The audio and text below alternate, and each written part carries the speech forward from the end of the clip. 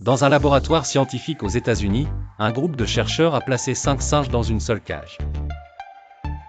Au centre de la cage, il y avait une échelle, et au sommet de cette échelle, des bananes.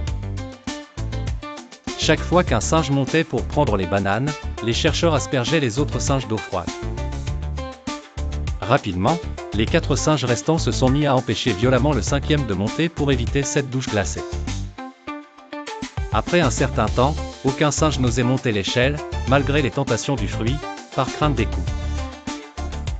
Les chercheurs ont décidé de remplacer l'un des 5 singes par un nouveau. Naturellement, dès son arrivée, ce nouveau singe a tenté de monter pour atteindre les bananes, mais les 4 autres l'ont frappé pour l'obliger à redescendre. Après plusieurs tentatives et une série de coups, le nouvel arrivant a compris qu'il ne devait pas monter l'échelle, sans en connaître la raison.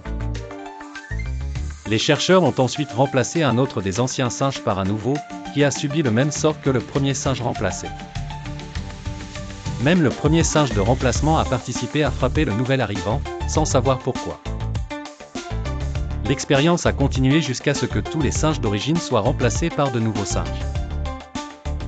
Ainsi, bien qu'aucun des 5 nouveaux singes n'ait jamais été aspergé d'eau froide, ils frappent tout singe qui tente de monter l'échelle sans comprendre pourquoi. Imaginons que nous demandions au singe pourquoi il frappe celui qui monte l'échelle.